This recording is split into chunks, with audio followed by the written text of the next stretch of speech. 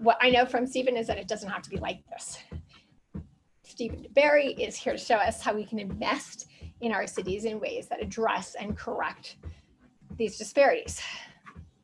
So I already know you know that Stephen is a really big deal, so I'm not going to go through his bio in a lot of depth. You know that he studied anthropology, that was at UCLA, Oxford for multiple master's degrees. Since then, he's invested in over 80 companies, as we understand it, and has founded Bronze Investments. This is an investment firm that aims to benefit East Side communities. So these are often the communities, again, that are so-called on the wrong sides of the tracks.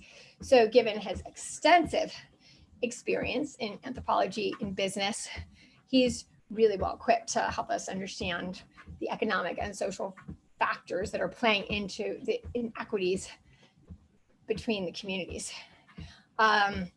I don't know, he invents time to do all of this. He has been really active on really big deal boards, places like the California Endowment, places like Planned Parenthood. He's got all this other fancy stuff. Again, I'm only going to mention a couple of them, but British Marshall Scholar, Aspen Institute, Henry Crown Fellow. He's been named one of the top 100 most powerful African Americans in the United States. That was by the Washington Post. He has given an absolutely compelling TED Talk on the east, again, this east side of cities, and that's been viewed by almost 2 million people. And so tonight, he's gonna be in conversation with CPS favorite, Obi Felton. And a lot of you know Obi. She's part of Alphabet's leadership for the Innovation Lab X. That's the Moonshots Factory. She gets to kind of take projects from, innovative projects from the lab into the real world. So she has all this experience, studied philosophy and psychology from Oxford, serves on the board of Springer Nature. That's a global academic and educational publisher. Same thing with her, so I'm not going to go through everything, but I think it's important to say, and I hope we might even hear about a little bit of this, Obi, when you guys are in conversation. You're a trustee of a place called Shift. We would love to know more about that. So that's a charity that is said to be tackling social problems through the power of design thinking and social ventures. So for our 143rd CPS lecture, we're thrilled to hear from both Stephen and Obi about how we can kind of reimage our cities in ways to make them more equitable for everybody. Again, our amazing team put this together. Katie, thank you so much. We're thrilled to have everyone here. The Diatribe team puts a lot of work into the series, and Marjorie and the board, thank you again for letting this series be part of the Diatribe Foundation. You might say like that you don't totally get that part of it because we're a nonprofit that exists to improve the lives, again, of people with diabetes and prediabetes and to advocate for action. But we all know how important emotional well-being is, and the fact that we get to be together here and learn, absolutely incredible. So I'm gonna skip the part about when I always say no gift is too large, but we are in December, so we have 29 days left in December. No gift is too large, no gift is too small. We're looking for 77 more gifts for our grassroots campaign. We would love it if you go to diatribe.org if you're so moved.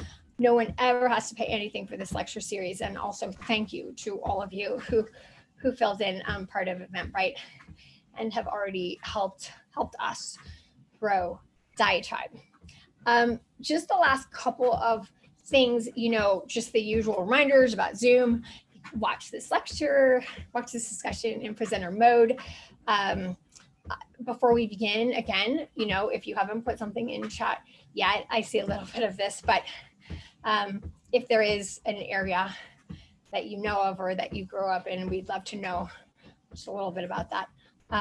And I am now, just so moved and excited to hand it over to you guys, but thank you. This is just feeling really special. Wonderful. Thank you so much, Kelly. It's really nice to be back. And it's such a pleasure to be back here with my good friend, Stephen, who is quite extraordinary, as you pointed out, Kelly. So I'm going to take the liberty of not just talking a little bit about your professional life with you, Stephen, but also some other personal things. So we met at a dinner which started as a sort of very formal dinner. It was a business event. And then we somehow got onto the question of like, when did you do something that really scared you? And the example you gave me was climbing a mountain. So tell us that story, because that was literally that first story. I was like, I want to be friends with this guy.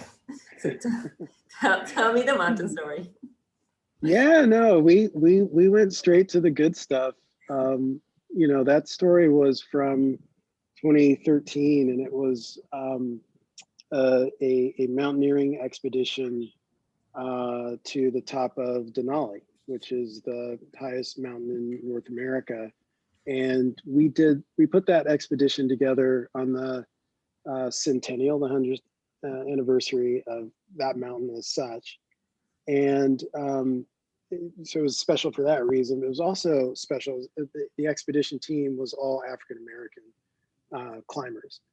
And part of the point that we were trying to make is that as fellow taxpayers, the outdoors, I mean, first of all, the outdoors don't really belong to anyone. They are, you know, the wild outdoors. But to the extent that they do, and they are funded by all of us, they ought to be accessible and welcoming places for all of us. And so we put this expedition together to try to plant a flag for diversity in the outdoors, and to help folks who don't normally participate in those kinds of sports, you know, to have some role models to, you know, see themselves in those spaces. You know, so that was one of the objectives, but one of the others was to really start getting a broader conversation going on about the environment and the changes to our environment. Because, and this is starting to change, but, you know, over the last decade or two or three or four, you know, the folks who've really been driving the vanguard of environmental thinking have not been diverse on one hand.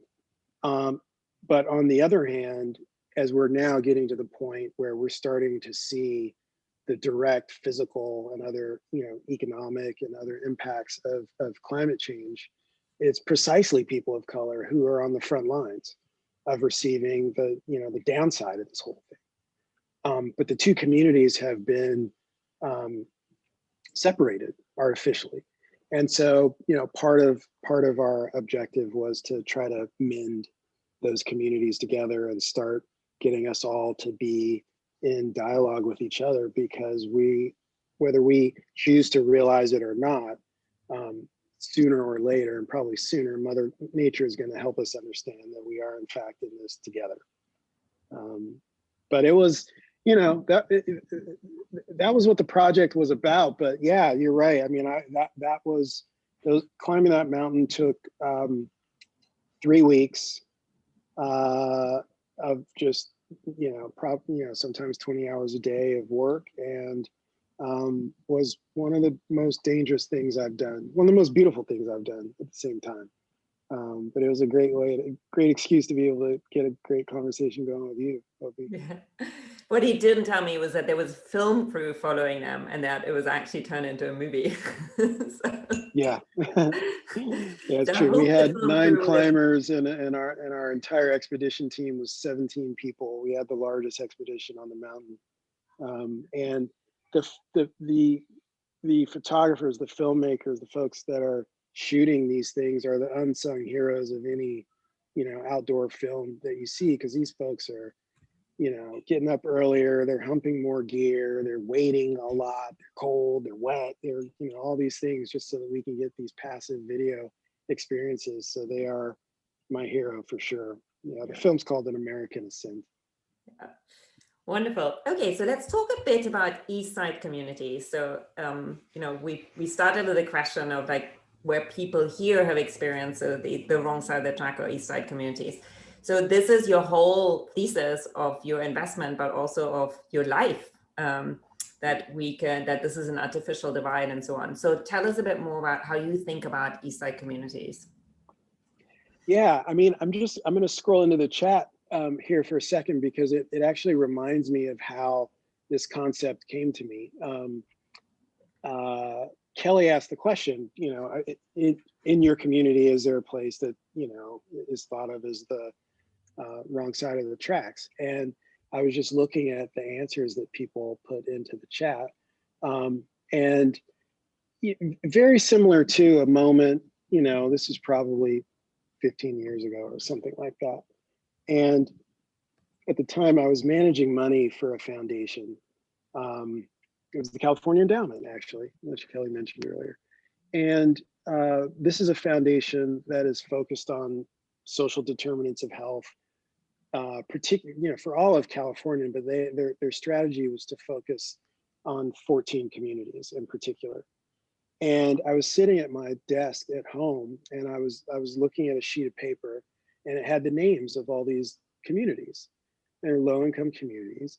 And, I just saw this curious pattern. I was sitting in East Palo Alto at the time, and I was looking down at the names on this paper. And, there was East Oakland, and there was East Merced, and there was East LA. And, all like out of 14 cities, like, a third of them were described as East something or other. And, just as I was trained as an anthropologist, so like once you have that lens, it's hard to unsee things. And sometimes I just see patterns, and it's, I started to pull on that. And I started to notice what from that moment on always happens and continues to happen. And what just happened in our chat. I mean, I don't know the folks here. I don't know where folks are coming from, but if you just go look at the chat, this question about the other side of the tracks, it's like a significant number of those places are referenced as East something or other.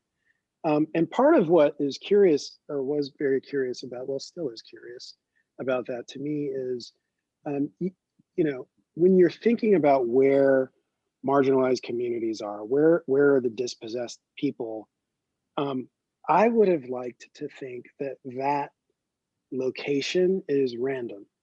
And if it's random, we've got 4 cardinal directions. So poverty should be roughly 25% in any direction. That would be the random world that we could live in. But when you actually start if you write those names down, and you start talking to people, you start, segmenting this stuff, you find that it's far from random. Not every single dispossessed place is called East, whatever, but it's way more than random. It's way more than 25%. And so I kept pulling that thread and trying to figure out what is it that makes this concentration of folks in the east sides of places. And it's, it's remarkably consistent in the US, but what was even more surprising to me was it is consistent globally. There's, East London and east side of Paris is this way, and East Jerusalem, and, Bombay and Shanghai, and on and on and on and on. And that's what made me sort of pull the aperture back and just start thinking about the planet.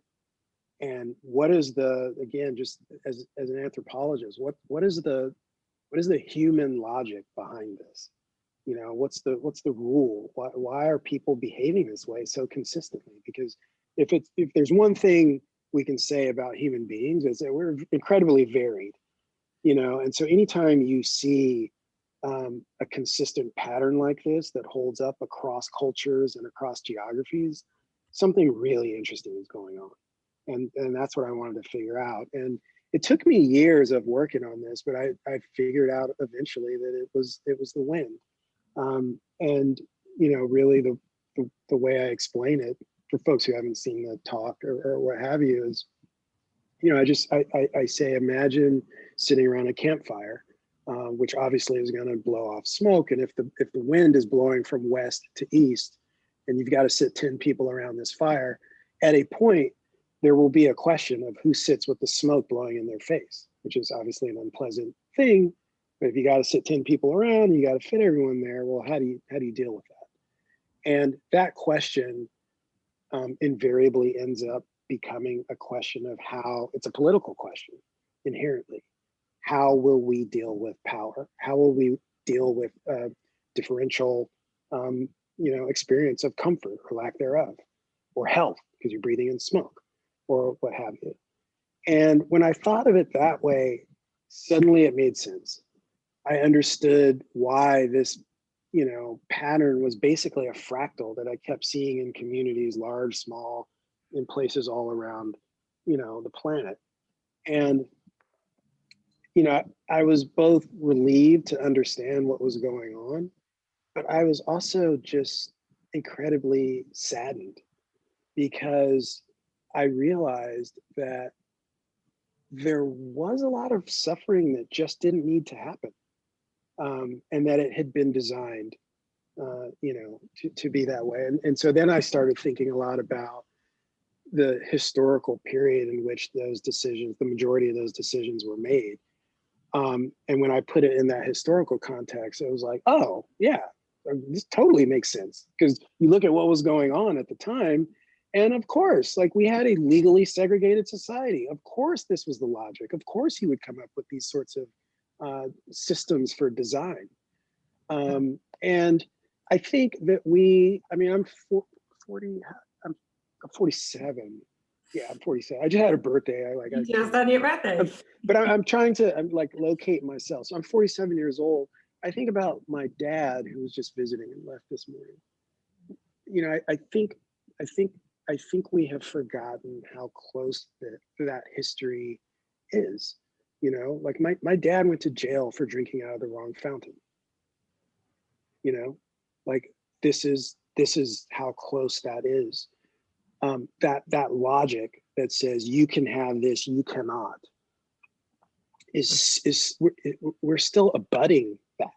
The people, the specific individuals, the specific institutions who created these frames are still ones that we're dealing with today. I mean, a lot of these folks that made these decisions are still presidents of organizations and boards and so forth. And so it's not this like distant thing that's an archaeological artifact. We're still living with the remnants of the logic. And in that regard, because it's so close, it becomes invisible. And so what I've been trying to do is just make those invisible structures and those invisible processes easier to see. And so that we can understand together how obsolete they either are or could be if we would choose for them to be. Right, because they're not a sort of natural construct. They're actually constructed by humans, which means that we can deconstruct them as well. That's exactly right. So you have a very specific thesis about how we might undo some of those, right? And you and I have talked about the combination of purpose and profit being especially powerful. And there's a lot of people who are social impact investors. There's a lot of people who sort of say they're investing with the social purpose lens and so on. But I think you've given me one of the crispest articulations of like, how do you do that combining so that there's not a trade-off? Because people often think of it as a zero-sum game. So they think that if you up the purpose, you have to lower the profit. And you said to me, no, that is not the case. So why do you think we don't have to make that trade-off? Yeah, I think thank you for asking, Obi, and it's a really important question because I think there's like this alphabet soup of terms and definitions as impact investing as a category and all the related variants, that people use to describe it, evolve. My view is pretty simple, which is that the definition of impact that I'm interested in is built around alignment. And the alignment is between the fundamental nature of a company's product or service and the way that company makes money from that product or service.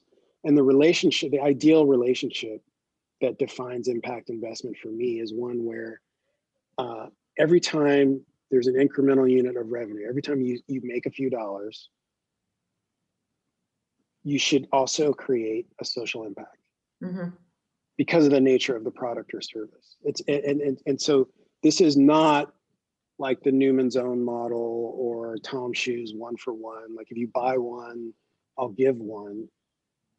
That's kind of giving back, or it's like a coupon basically. That's up to the choice of the leadership or the board or what have you. It's like dividends, right? like Which is power great. Yeah, yeah, and that's great. I'm not throwing stones at that, Mhm. but it's fundamentally different if, by nature of the very business that you're running, the way you generate revenue actually generates impact. So I'll give an example which ties, I think, several of our interests together. I mean, I know Kelly certainly, and it sounds like lots of folks who've been part of the Diatribe community.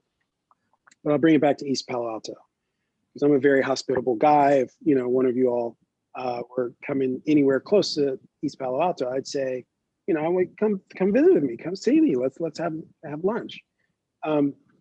Here's the problem with having lunch in East Palo Alto, because it is, East Side community on the other side of the tracks.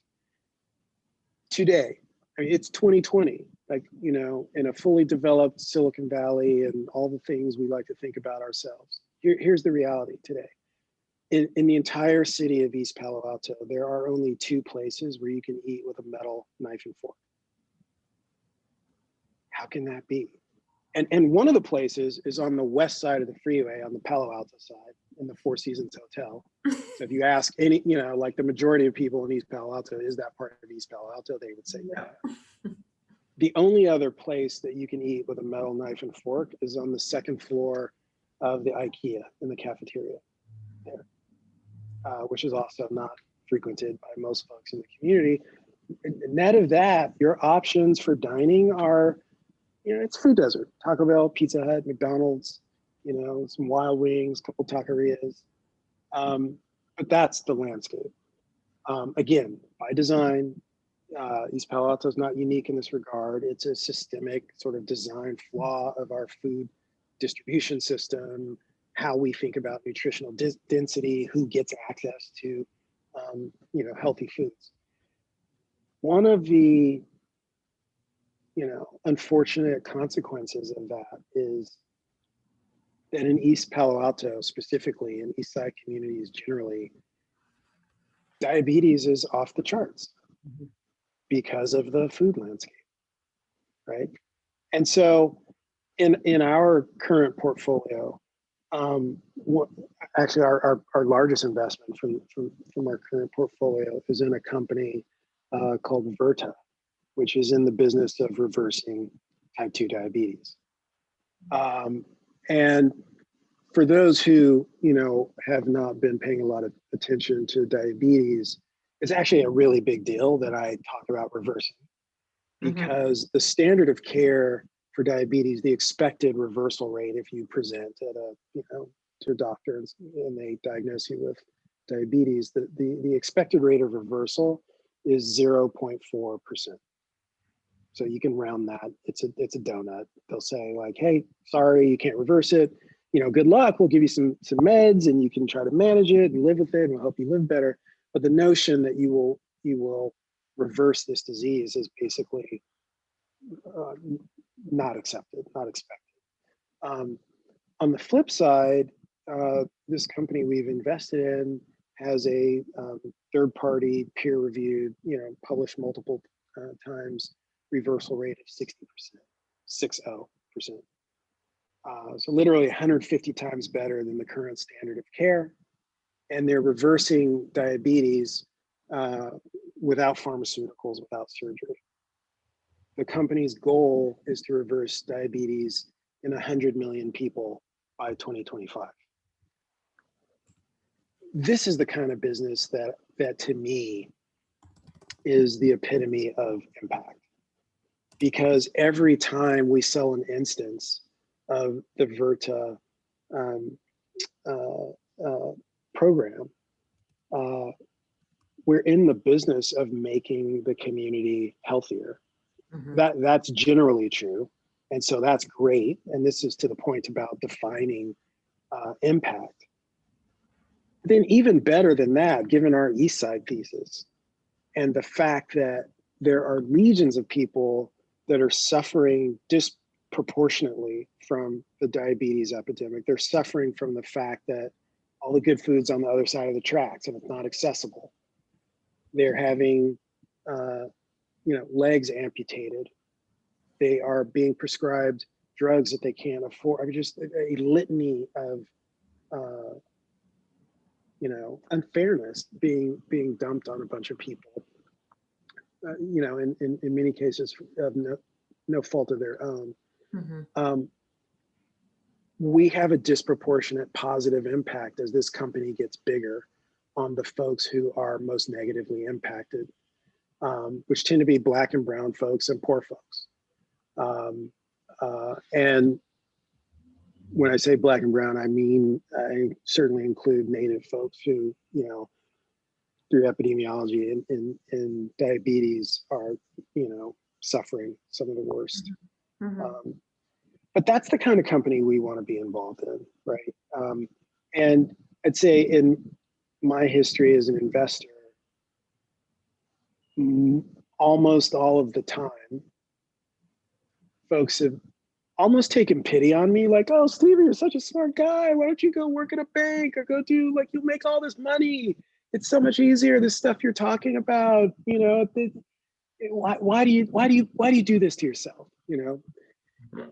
And the answer is because we need a better way. You know, I think the work is bigger than how much money I can make or, you know, how many accolades, but it's really about proving to the market that there is a different path. And so what I'd say is today, the number of companies that meet this condition of, you know, an incremental unit of revenue driving an incremental unit of impact, you know, that pool of companies is vanishingly small. Most companies by far are not that. But I think part of the way I think of my job is, you know, trying to be on the vanguard and prove that it's possible, you know. And so I'm proud to share it. Just the timing just worked out. Today, Virta, this company that is doing the diabetes work, announced that they just closed a financing. It's now a $1 billion company. And so it is a really important example of what's possible. And, you know, it gives me more arrows in my quiver, because when investors say, you know, try to take pity on me and encourage me to do something else, you know, I can actually point to, like, you don't have to believe me anymore. You know, it used to be that you had to kind of like take a flyer, like this guy might be onto something. It's not even about me anymore. It's about the data. And we have stories like Virta and others to point to. And there are breadcrumbs that are leading to the conclusion that this impact investing thing, this East Side strategy, might be onto something. And, you know, it may not, it may be more than just a way to try to help communities that are on the margin. It might be a superior investment strategy. And that's important, because that's what makes things really scale. Capital moves very quickly to success. And in a category like venture capital, it takes a long time to prove that. But now that we've got these proof points, you know, my hope is that, you know, capital and energy and talent will flow to these East Side categories and accelerate the rate at which we can make communities, you know, healthier, happier, wealthier, more whole. I love that. I love the alignment idea, that it doesn't have to be at odds, that it doesn't have to be a sort of a right and a wrong and this side or that side, but that you can actually find it.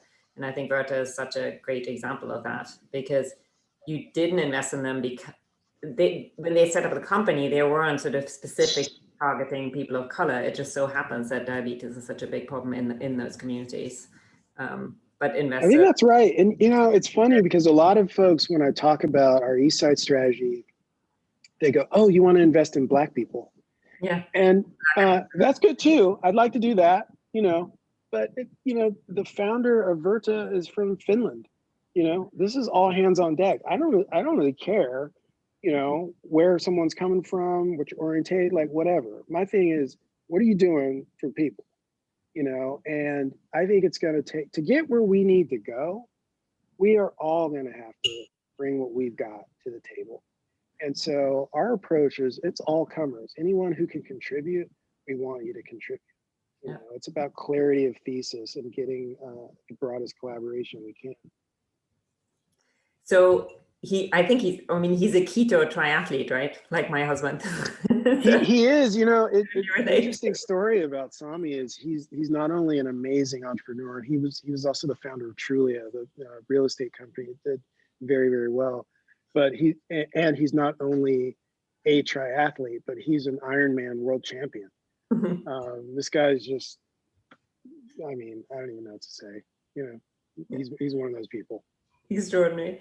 Brilliant. Yeah. Okay, so now you're actually expanding this. So you're not going to just thinking about your own fund anymore. And maybe this is like an area where this community could help you.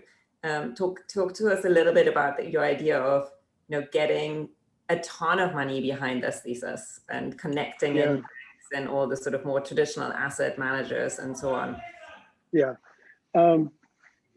So yeah, if you understand this East Side dilemma and the fact that we've spent, the last century architecting a society around a framework that basically doesn't work, you then realize that in the same way that you might remodel your home, there is an opportunity to basically remodel most of our communities.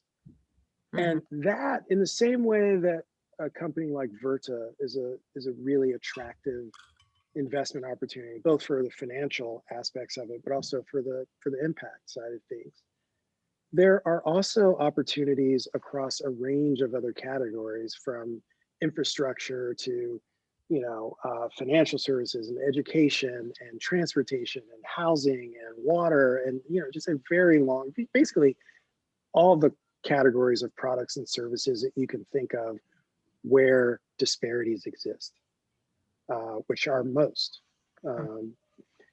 And so what we have been doing is, moving beyond our venture capital only strategy and thinking about how we can help the market drive this work to, flow capital to communities and get them, drive the innovations that are gonna create the impact at the scale that we know it can exist.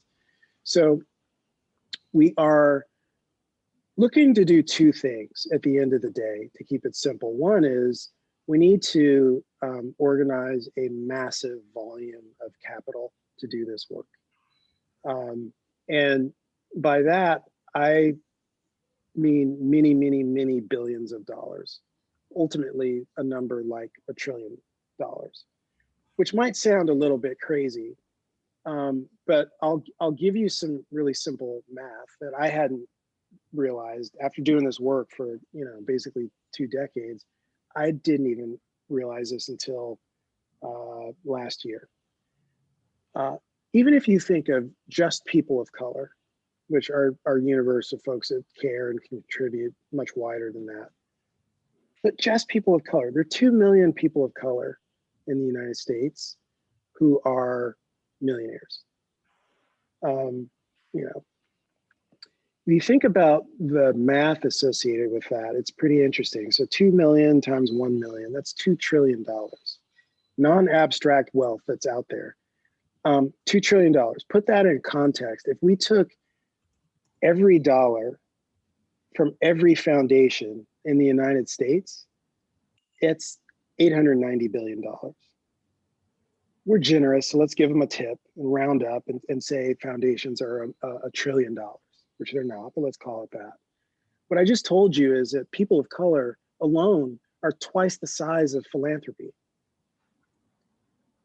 But we never talk about it that way.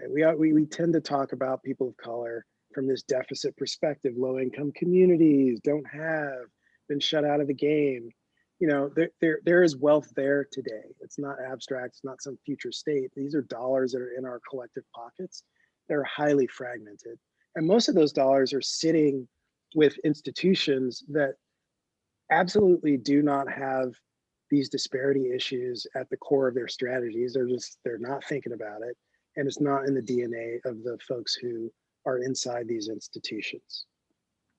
And then you layer on, again, like I was saying, this is not just about people of color. This is about all people of goodwill who realize that the frames we've been operating from can be remodeled in the same way we'd remodel a home. Like That's great. Let's give it an upgrade. Let's make it look better. Let's make it more safe, more fun, all the things. So my point there is it should be achievable by the numbers. Like the pure math suggests that we should be able to build an investment platform that is of the scale of the entire philanthropic sector. We should be able to do that. And we should be able to populate that platform with companies like Virta. We've already proved we can go from an idea to building $1 billion company. I don't want to hear it anymore. So long people said, oh, that's, you know, patronizing. Oh, you should. No, that's a fact. Today, that's a fact. So we're running out of excuses, y'all. You know, I'm telling you that we got the capital out here. I'm telling you, we've already done it. We've gone from an idea to, you know, $1 billion company that's in the business of, you know, as it's getting larger, it's making our community healthier. And I'm saying there are many more examples of ways that we can basically run the same play. Why wouldn't we do that?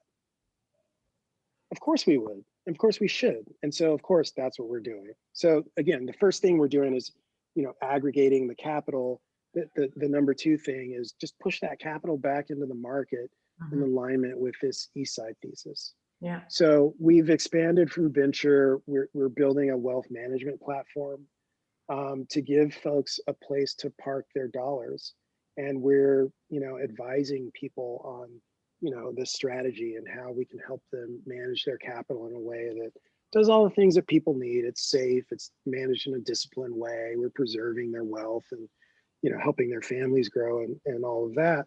But we can do those things and achieve these impact objectives at the same time. Yeah.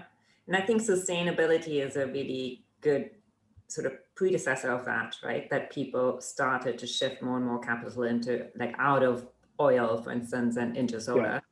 And I think now with this sort of renewed focus on racial injustice, like I'm hearing treasurers, like Twitter just announced that they're going to shift some of their own treasury money across. So if anyone knows any treasurer who might be interested in investing in this market, let Stephen know.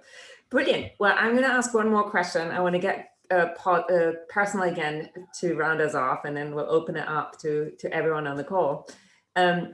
So another thing you love is being on your boat and fishing, which has both been like a business interest for you because you work with a guy in Louisiana to build a distribution business that's related to fishing, but it's also a very kind of personal thing for you. So talk a little bit, tell us the story about the Louisiana guy, which is another, I think, great example of this combining purpose and profit and how you could use your talents to help him.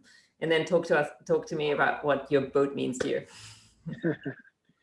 So yeah, about 2 years ago, when I'm, you know, in the middle of my venture capital day and, you know, talking to tech companies and software, this and that, I got a phone call from a guy, you know, with that way down south New Orleans accent. This guy is basically the real Bubba Gump. Okay, like for real, he's that guy. He's thinner than the one in the movie, but he's the actual guy. His name's Keelan. And he called me and he's like, I want you to help me build this shrimp company. And people tell me you're the guy. So I'm coming to you, you're the guy. And I'm like, listen, Keelan, I really enjoy talking to you, but I can't help you, man. I'm doing software. I'm Silicon Valley. I'm all this and that. This guy would not let up on me, you know, and I've been a VC for a long time. I know how to say no. You know, I can politely let you down. You'll be feeling good about it. You move on to the next thing. I couldn't shake this guy for like 3 weeks. He kept coming back to me, which is incredible skill. You know, being persistent without being annoying. Anyway, long story short, I just fell in love with this guy and ended up saying, okay, well, send me your business plan. I want to help you. And then he wouldn't send me his plan, which frustrated me to no end because I'm like, look, it's been 3 weeks. You've been asking me to help you. Now you got me on the hook, you know, and you won't send me the plan. He refused. And then at a point he broke down. The guy started crying. and told me what was happening in his community. And he explained to me that the shrimp processors down there have all the power. They have all the capital equipment and the know-how and the money to process the shrimp that they bring in and send it to market. And he explained to me that they brought in all this shrimp from their catch in August. They didn't pay the shrimpers until right before Christmas.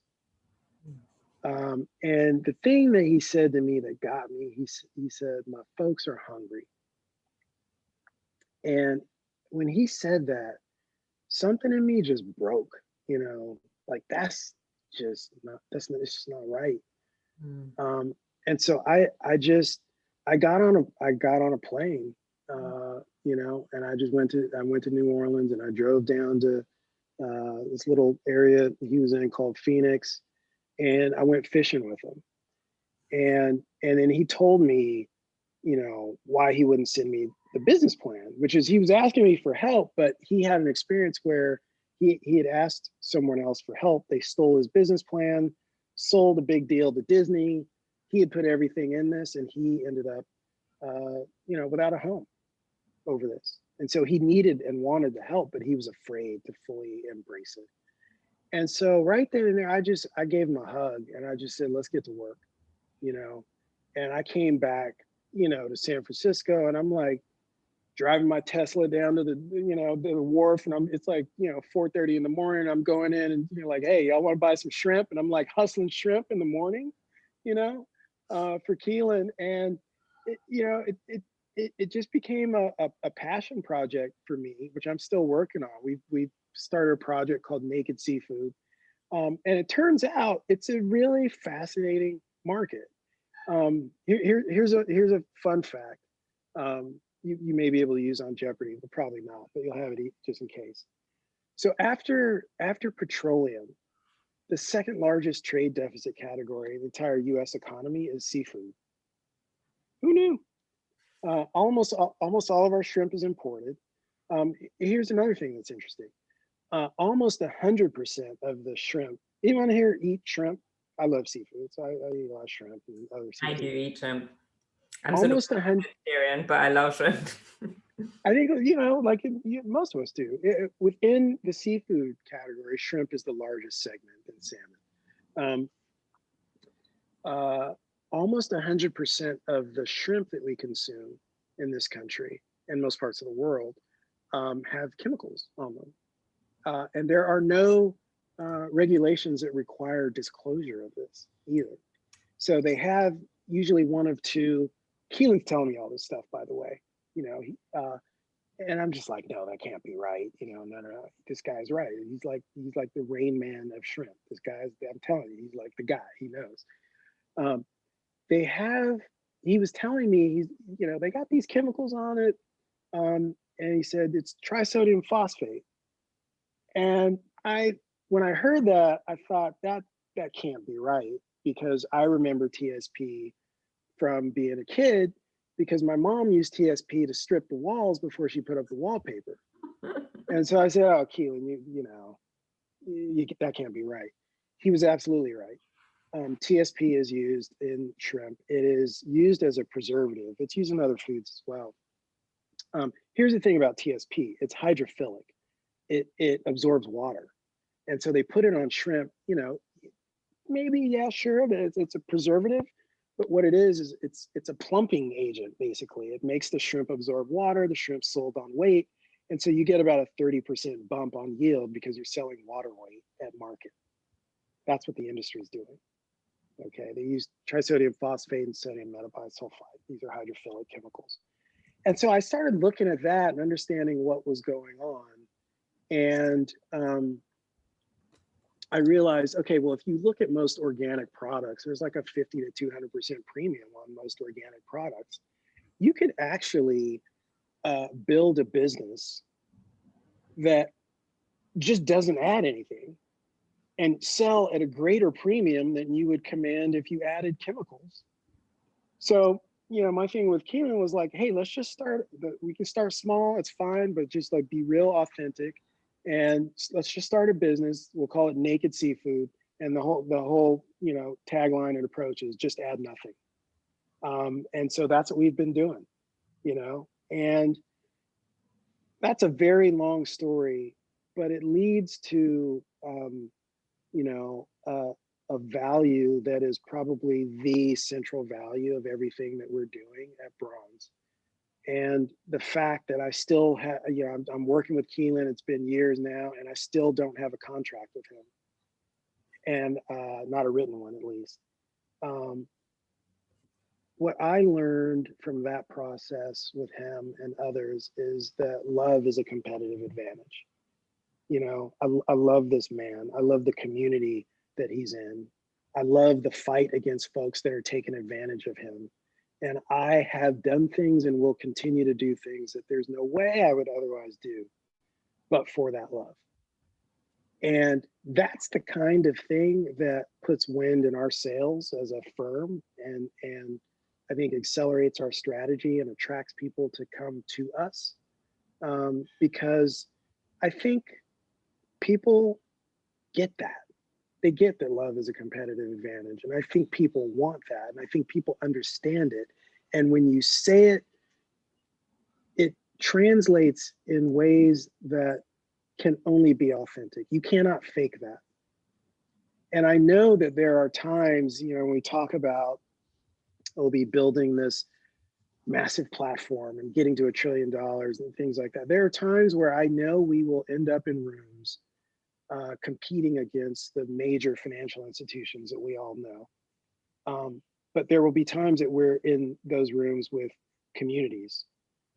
And one of the key differentiators will be that we love those places and the people in them. And I know that the incumbent institutions can't fake that. And I know they don't love them in the same way. And I think it's why we will continue to win. As we get more scale and we get more time behind us. So, you know, that's what I'm doing. And then, you know, the love for Keelan and the sea is, you know, I can't shake it. So I live in Marin. I'm right next to the water, and Obi knows I'm out there in my little boat. I can't quit. I'm out there. I was out there yesterday, you know, pulling in crabs on my own, and he's been perfecting crab fishing. After losing several pots, now he's got it dialed in. I you know, you learn the hard way, and I take pride in that work. You know, I was out there pulling up crab pots and, you know, using my hands and learning about our own bay right here, and where the currents are, where the crabs are, where the fish are, and, you know, all that. And I think that passion will flow through to the product and the way we run the company and the way we build the market. And I'm having a ball, man. I love it, you know, so it's good. Wonderful. Well, I think love as a competitive advantage is a brilliant place to end for me. So I'm going to hand it over to Kelly now, because there's a whole load of questions in the chat already. Wow, are there ever? Stephen, oh gosh. We're going to start off, and Carrie Portis is going to ask the first question. I'm trying to look for her here. Hey. Hey, Kelly. Wow. Stephen, it's great for you to be here. Thank you so much. My question was about the role of government. And in the chat, I specifically said, because I actually had to jump to my book group where we're going to talk about the Yellow House. She probably read Sarah Broom about East New Orleans. And it was just the absence of zoning and planning in that community, the absence of being able to even take government dollars and get them to people after Katrina. It's just really sad. And I'm a capitalist, but I also am curious, how do you engage with government on these changes that you want to have happen?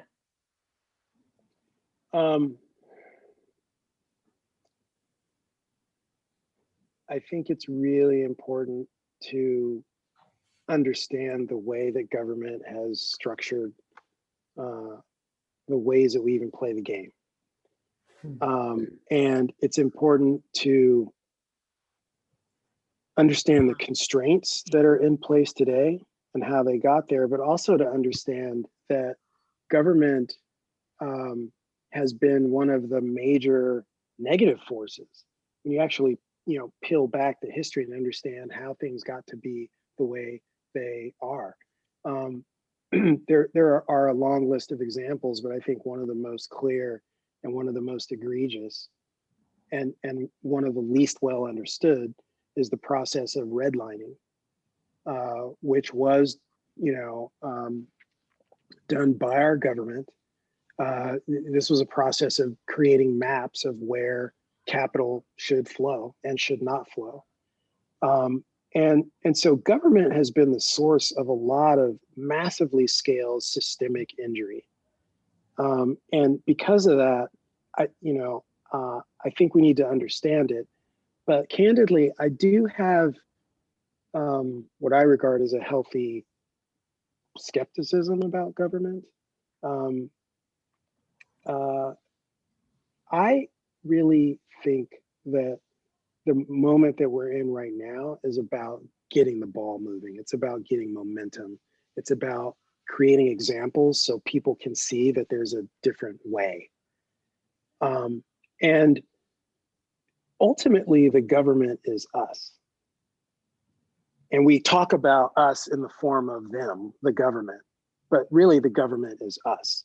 And so what I'm most interested in right now as an immediate step is recapturing that understanding that we are the government and getting that momentum going with literally groups like this, like Just Us. So before, when I think about the government, I'm looking at you, Carrie, and I'm looking at Carol, and I'm looking at Kelly, and I'm looking at Marlon, like all these people here. And you look like the government to me way more than like whatever letter acronym agency, we might start talking about. Because if we get organized, guess what? We can actually drive those agencies to do what we want. And I think, we've really forgotten that. But there are enough of us who understand the mechanics of how these agencies work, who understand the history of how they have gotten to the places that they are. But we need to, in my view, repopulate, those organizations, those mechanisms, and drive them to the places that we want them to go. And we've forgotten that. We've forgotten that we're the boss, and we are. So I hope that collectively, again, with groups like this, it just takes a few of us that we recapture that and drive things where we'd like to see them go. Wow, we can hear a pin drop. That goes right into Evan's question, and I'm looking at you, Evan. And Evan was one of like a super small number of people, Stephen and Obi, who started this series for us. So love that we're going to him next, and that his question falls right out of Carrie's. Thanks for getting us started, Carrie. Thank you, Kelly. And I'm going to correct the record to say that Kelly and John were the super small number of people who started this and gave me and a few other people a place to go to listen to great discussions and contribute to them. Thank you, Kelly and John. Okay, well, so my question, Obi and Stephen, I'll just read it from the chat because, I won't be able to phrase it any better. It's kind of a long question. How do we entice more cross moves between current occupants of the right side of the tracks and the current occupants of the wrong side of the tracks? Is that even a realistic, appropriate, and relevant goal? We'd probably have to change the housing stock to some extent, set up different ranges of retailers, restaurants, schools, transportation, policing, and so on. Sounds really complicated, but wouldn't it be cool if it could happen? What are your thoughts? Yeah, I love that question. I've got some thoughts on that. And I actually started a little project that is working exactly on this issue.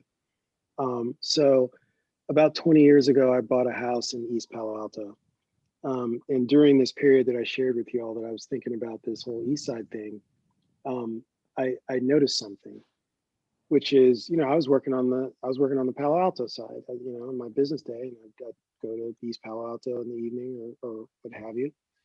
And I noticed the migration patterns, you know, of my peers and friends. And like people would go through East Palo Alto. Yeah. They wouldn't go to East Palo Alto. And therefore had no idea about what this place was like. It was like a foreign, you know, thoroughfare that people were passing through. And I realized that people were not going to East Palo Alto because they didn't know where to go and wouldn't know what to do when they got there. And so we've been missing each other, you know? And so, I don't know, probably about 4 years ago now, I had been renting that house in East Palo Alto, and I had the renters transition, and I was sitting in it for the first time in a long time, and there was nothing in the house. It was like completely empty. Everyone had moved out, and I had previously worked on a mural project in the community there, and I knew, you know, I was working on the East Side thing, you know, and I was thinking at the time, I want to do something to really bring attention to this whole East Side thing that I'm seeing. And because I had worked on the mural project, I thought, oh, I know what I'm going to do, because this is in a subdivision, you know, with like 14 shades of beige, like the houses all look pretty Oh, yeah. similar. And I thought, okay, I'm going to do protest art. And then it's really going to piss off the, you know, homeowners association, and I'm going to do like vibrant colors, and that'll draw attention to, you know, the house and therefore the issues, and I'll get a platform and I can talk about what's going on. I sat there inside the house and I just sort of meditated and thought about that. And while I was thinking about it with my eyes closed, I thought, no, I don't know about starting by painting the outside and protest art. That doesn't feel right. It feels like the right thing to do is to start internally, you know? And I started thinking differently. I also was thinking about, you know, the word karate.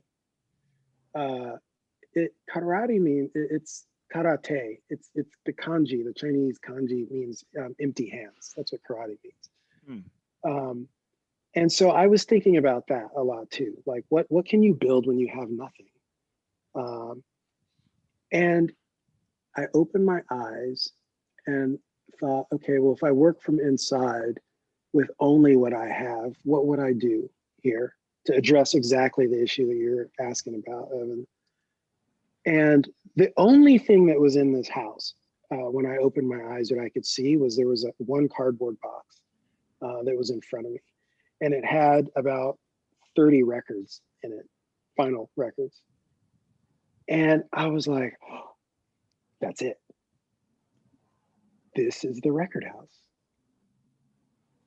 Ta-da! And I thought, okay, so I'm going to do a conceptual art project. And the concept is, I think people are beautiful. And I think if you bring beautiful people together, beautiful things will happen. And so that's the art. And so what I started to do was just invite people over. It'd be groups like this. And I'd say like, oh, I'm doing this project. It's called the Record House. Just show up. Why don't you guys come Thursday at 7 or whatever? And I would say, I will only ever ask you for one thing, which is bring a record. That's it. And that was my entire art project. And, you know, it was kind of like Stone Soup. It's like, well, let's just see what happens. And people came the first time and brought some records, and we sat around and talked, and they left. Someone showed up with a record player. It was like, oh, well, that's great. Now we can, you know, do that.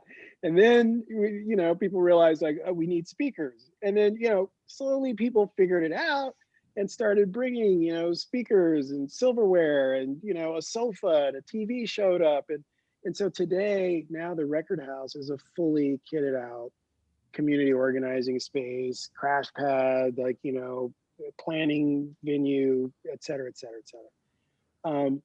And I love this because now for those folks who are passing through East Palo Alto, there is a place to go to. The Record House is a destination, and it's a nexus where people, you know, who live in the community and people who are from around there can have a safe place to find each other. And I love the simplicity of the record thing, because, you know, I've had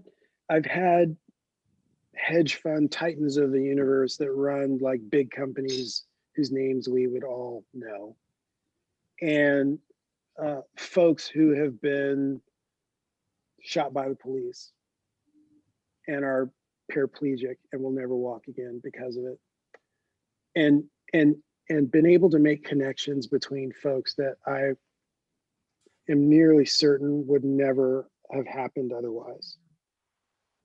And I think that's what's at the heart of your question, Evan. Like, how do we actually find each other? Because we've forgotten each other. And even worse, never got to know each other in the first place. That's a And- really brilliant, creative idea. I'm sorry for interrupting. No, And also a major accomplishment. And I don't know about the rest of you folks, but I really can't wait to go to the record house. Yeah. we started it there, you know, and it's been completely word of mouth and underground. You know, some people have said like, put a website up and a calendar, and I'm like, no. This is like, you know, it's we got to let the roots get really strong first. And so it's happened that way, but I can tell you, it's as a concept, it's growing. There are versions, sort of underground versions of this in different parts of the country.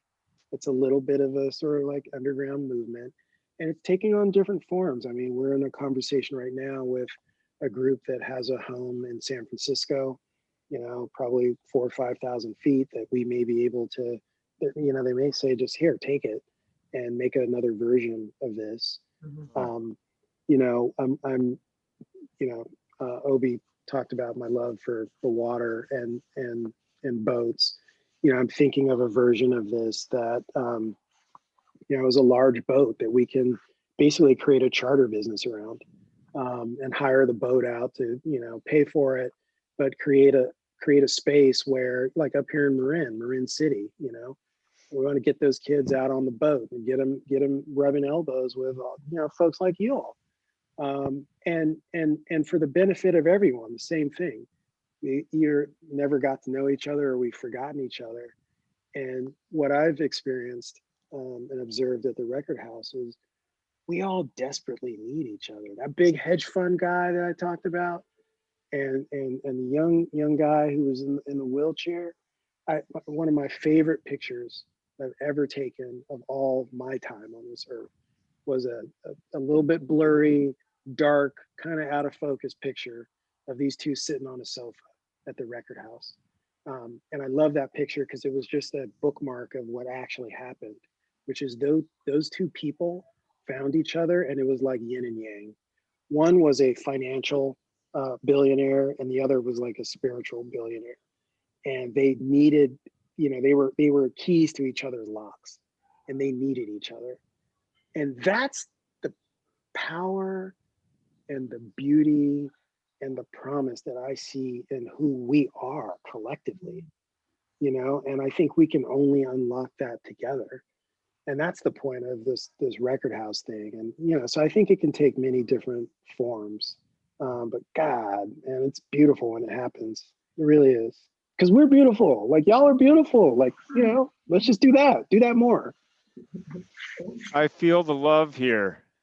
Yeah. Stephen, thank you for doing that, and thank you for sharing this story with us. That's inspiring. It's inspiring to me. Thank you. Thank you. Yeah, and Evan has been amazing at drawing people out in these stories, and I totally agree with him, Stephen. I mean, my God, like this is poetry from you and Obi, and it's so cool. It's so cool knowing like what I know about everybody in this room.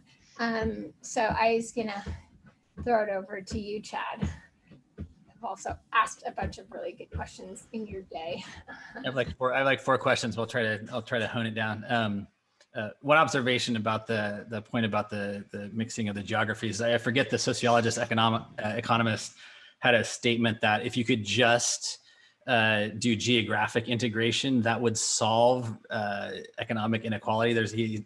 so the concentration of poverty for poor whites, there isn't as much concentration. They're spread out, and so they have access to, you know, the stuff that, you know, middle class white people have, whereas the concentration of Black and brown poverty is very focused, and so you have food deserts. So it's the concentration of poverty as a concept was new to me, and it was super interesting. So that's a comment. So I wanted to ask about how we learn more about the wealth management stuff that you're doing. How do we learn more about that? But I want to ask one question in the middle, which is, how do you think about investing to address symptoms versus systems? So, you know, the concentration of diabetes in East Side community is a symptom of you know, disparity by design. So how do you think about investing, fixing the symptom versus re-architecting the design?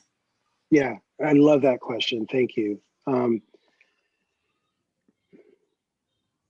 The short answer is we need progress on all fronts. And it's precisely why we're expanding from venture capital to wealth management and institutional asset management, because, you know, VC is a powerful hammer. It's a hammer. And sometimes you have screws, and sometimes you need a saw, and sometimes you need a band or other things to build the structures that we need. And so what we want to do is work across all asset classes.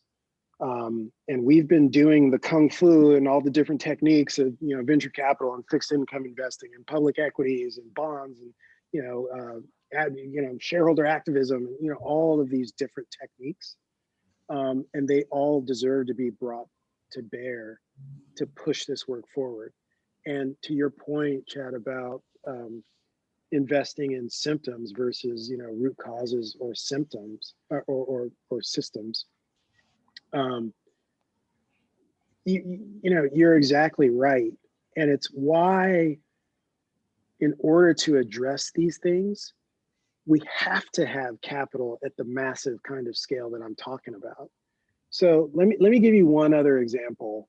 You know, I talked about Virta as an example of what we've already done. But an example of what we could do that we're not in a position to do yet, but I want to get there. So, I mean, we could go back through, if I had time, I'd go back and scroll through that list of places that are on the wrong side of the tracks from earlier. And I bet in I bet in 100% of those places, one of the challenges is affordable housing. Mm-hmm. I think about this a lot, and I think, you know, okay, well, if we had all asset classes, all resources, what could we do to address that? And there are a bunch of technologies that are reducing the cost of housing construction. We might be able to squeeze out 20 to 40% of construction costs with technology. So that's really interesting. But I think about another side of the equation as well, that we could couple with those efficiencies that we're getting from tech, which is in financing. So quick quiz, pop quiz, whoever has the first answer. What's the standard length of a mortgage in the United States? How many years? 25. 30? 30? 30. I'll give you a pass, Obi, because you're not from here. I have a mortgage, so that is concerning. I don't know.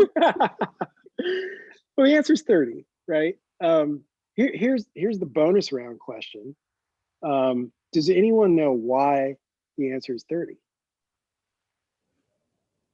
It's way longer than European mortgages, by the way. So the 30-year mortgage is a holdover. It's an actuarial holdover from the insurance policies that were written for agriculture. It's why when someone passes away, sometimes we say, oh, that person bought the farm. Like, you bought the farm with the insurance policy, which was a 30-year policy to cover the mortgage on the farm. So it's a financial relic that really is not attached to anything real or meaningful, because most mortgages trade after 5 years or less. In reality today, almost no one holds a mortgage for 30 years. Here's why that matters. because we could be writing 100-year mortgages, because if you stretch the amortization out over a longer period of time, the payment goes down. And it would leave the markets unperturbed because the paper's trading in 5 years anyway. And I'm not talking about collateralized mortgage obligations. This is just simple math of like you have longer to stretch out your payments. The point is, just by virtue of building our own mortgage bank, we could actually make housing more affordable and more accessible to a lot more people. But in order to do that, you need massive volumes of capital. You need billions and billions of dollars to be able to put into those deals. But if we had that, let's say if we had this $1 trillion of balance sheet capital, and we had clients that, you know, they just want a return. And today, I mean, if you go to a bank today, you might get 0.3% return on cash. You know, we could be writing mortgage paper at many multiples of that, safely underwritten, and again, just stretched out so that people can get into homes. That's the kind of business that we could be in, but we're not. And part of it has to do with, in my view, some intellectual laziness. Like, I don't think you guys are aberrations. If I ask the 30-year mortgage question on Wall Street, I don't expect that they would be better at answering that question than any of us. And so I think it takes a little bit of creativity, and again, a little bit of love. Because if you actually love these people, like someone in your family, you would work the puzzle. It'd be like a Rubik's Cube. It's like hard to figure out, but you'd figure it out, right? And so what we need is to build an institution that has the heft and the scale of all the incumbent institutions we know, Goldman Sachs and BlackRock and Fidelity and Vanguard and Schwab, right? All of those incumbent institutions, but with everything that we just went through together as a society this past spring with George Floyd and people in the streets and all the fires and all that, and the mass awakening of groups like this who have been thoughtful about a bunch of things, but now I think have a renewed and collective awareness of repair that needs to happen. I think there's an opportunity to just aggregate the resources we already have and, you know, wrap them with a little creativity and a little bit of love to create a bunch of impact. So that's where I think things could go. I'm also curious about connecting the dots a little bit more, because you connected the food desert dot to the diabetes, but the issue with the mortgages is that low income households are deemed to be so much higher risk, and therefore the mortgage is more expensive, and then it becomes more less affordable, and then the defaults go up and so on. But if you connected that with sort of like more job security or job creation, that seems like two things that could come together, and then your risk profile would change quite substantially, right? Because people lose their house. Yeah. Job. Well, I'm glad you brought that up, Obi, because in the same way that we've been socialized by the decisions that policymakers have made in the past, and the structures of our physical systems and our, you know, financial systems and education systems and credit scoring, you know, all these things that have sort of made it seem natural to draw conclusions like, well, lower income communities are riskier. I think it's important to understand that those conclusions are not necessarily more natural. Mm-hmm. And you know, as an example, in the mortgage context, there's a really great researcher at Brookings named Andre Perry, who published a book. I think it came out earlier this year. It's called Know Your Price, and it takes a look at Black neighborhoods specifically. And I mean, this guy's an impeccable researcher. It turns out when you control for school quality, you control for walkability, all the variables that drive housing value. And you control for everything except, race and ownership. It turns out that Black neighborhoods are systemically undervalued to the tune of about $160 billion. So I look at that and I go like, oh, great, that's a buying opportunity. And you're controlling for, risk here. So we should be writing mortgages in those neighborhoods because we know there's financial value there. But it's why I made a point to tell the story about the fact that I don't have a written contract with Kia. And it's why I talk about the fact that love is a competitive advantage, because I don't think that we're going to get commercially graded paper underwritten into those neighborhoods, because I think there's a mass perception that's in line with exactly what you just said, Obi, which is that this sense that there is risk. But at the same time, it's part of why you want to have your own wealth management platform, because I also know for a fact there are a vanguard of folks of means with wealth who get what I'm talking about and who are willing to, I don't even want to say take the risk, because they also understand that it's actually less risky. And those are probably going to have to be private deals in the first instance to prove that these are in fact less risky, so that we can get the paper graded commercially and make it more accessible at scale to everyone. But I absolutely believe there's a critical mass and vanguard of potential investors who would be willing to go down this path and help us prove this point, and it's why we're building the platform that we are to, facilitate that. And the moment's now. Absolutely, the moment's now. Yeah. Yeah, this is such big thinking. So I want to ask Joanna, where did she go? To talk next. There's so many people in this room who have so much ability to do things. And let me see, Joanna, do I not see you, or am I going to come back? I like the question that I can ask on her behalf. Okay. So she asked Hey, thank you. that Sami was able to raise a huge amount of money for Verta because he was a super successful entrepreneur before. So how do we get capital to less established entrepreneurs? Yeah, and just as a background, she just sold her company to Weight Watchers.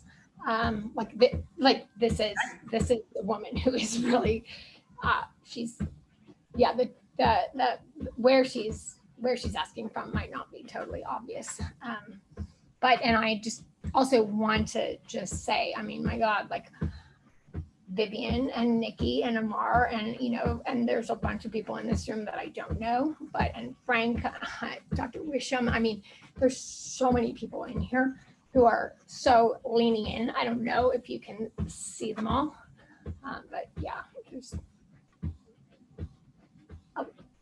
a lot of people with a lot of ability here. And I'm really interested to hear what you're going to say about Sami. Or the next Yeah. rather, right? Yeah, I mean, listen, this is why, I mean, this is the reason I built the Bronze portfolio, because you have Sami and his $1 billion company in the same portfolio as a formerly incarcerated, African-American founder working in criminal justice. And they're both in the same portfolio. They're in the same portfolio because of the same logic. And part of the point of this portfolio is to demonstrate, to be an example. It's a demonstration that this is what happens when we use this logic in this way. It does create access for folks who've been, completely marginalized from the system, who you would never expect to get venture capital from an institutional firm in Silicon Valley.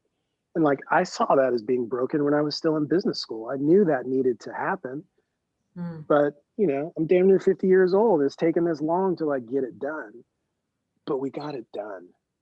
And so now you know, I mentor the young, you know, venture investors that are coming up behind me. And my message to them is, you damn sure better be going faster than I did, because I've been clearing the path for you. So you should be going at a much faster rate than I did, because you're not having to cut the way as much. But you should also be reaching back and making the folks coming behind you, you know, accelerate the path for them as well. And so, you know, my job is to keep cutting trail and opening new channels and bring folks behind who have that same ethic. And if we keep doing that, it's a relay race, and our team's going to get faster and faster, and we'll get bigger and we'll get better, and we'll have maps and we'll know the way. And pretty soon we'll map the whole territory, and we'll have networks and we'll have communication. And, you know, that's the way I see this working. And it really, because of the way, you know, what I've been doing has taken a very long time, because the work is not just about one segment. It's not just venture capital, and it's not just across asset classes in finance. I mean, we are having to harmonize this East Side conversation with the range of financial players. We are harmonizing it with philanthropy.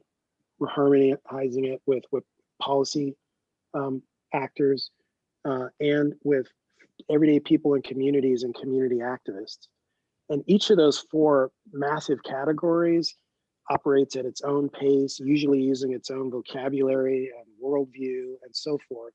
And so part of why it has taken so long to get in gear and get it rolling is, you know, going slow enough that everyone can start hearing the same language and understanding the same concepts. But I'm telling y'all, we're in gear now, and it's moving. And after doing this for like 2 decades, I can talk about East Side and people know what I'm talking about now. You know, I get pitches inbound from entrepreneurs, and they're telling me, this is an East Side deal, you know, and it would have taken me a whole cocktail party before to like, okay, come here to the corner, like have a drink, sit down, let's talk about like this concept. We have shorthand for that. And people get it. People get that love is a competitive advantage. People are self-selecting, and they hear that, and there's something about it, man. I don't know what it is, but people get the frequency of that. The right people hear it. And in environments like this, invariably one or few or some number of people come out and they go, you know what, that thing you were talking about, you know, and I can tell when that conversation's happening. It's weird. Like, I actually don't even need to hear the words, but I can feel it. And I'm like, okay, yep, you're one of us. Come on. And I can put the, you know, the groups get bigger, and we're moving faster, and we're able to complete each other's sentences. And I think that's what it looks like when movements start, you know, and that's what's happening here. And, you know, we're marching towards justice and joy. And that's one of the things I want to say, you know, which is, I have great admiration and respect and appreciation for everything that happened during the civil rights era. Tremendous advance. But it's a relay race, and we got to keep going. And I think that the new idiom of that work needs to be different. You know, it's about joy. It's about justice and joy. And that cannot, I think it'll be, the pursuit of this will be best served by celebrating the joy of this, because I think we talk a lot about the sacrifice, and we need that. Please don't misunderstand what I'm saying. Thank my goodness for the people who have sacrificed so much for the progress we've made. But I also pray that we don't lose the joy that I've seen at the Record House, and the goodness that comes when we just get together as people. Like, we need each other, man, you know? And we've forgotten each other, and there's so much power in coming together. And we talk about things like reparations as if that's a transactional conversation. Like the whole conversation about reparations in this country is if I could paraphrase, it's like, well, how much do I need to write in the check? And we don't have enough to write that check. And the conversation that I want to have about reparations is there should be a transactional component to it because there has been real economic injury, but it's really about repair. And any number that you write would be wholly insufficient in and of itself. I think the bigger conversation is about an ongoing, revisited assessment of how we will be in relationship to each other. That's actually where the repair happens. And most of that doesn't live on a spreadsheet or in a bank account. It lives between us. It lives in places like the Record House. It lives in conversations like this one, you know? And I think that is the location of some of the most powerful movement work that we have to do. And it's joyful work. It feels great. You know, that's what people need to understand. Yeah. That's beautiful. That's beautiful. So I also saw in the chat that Thomas put something that I love, that it's the East Side Improvement Association. So that's Yeah. a very local association, and now it's Yeah. becoming a sort of global movement. So I think we can call ourselves the East Side Improvement Association on a much grander scale. I'm very conscious of time. Stephen, we've taken way more time. This has been such a fascinating conversation, but I think we should wrap it up and just say thank you so much again to Kelly and Diatribe for hosting us, and for everyone pitching in with these wonderful questions. Can I just quickly ask, is there an action item? Can we help with the wealth platform amplification, or do you want us to tell people about it? How can we learn about it? How can we help? I would love help. Thank you for asking, Chad. I have to be careful about, for regulatory reasons, I'm not allowed to solicit publicly. But what I can say is, you know, we're absolutely interested in, here's what I'm trying to do, man.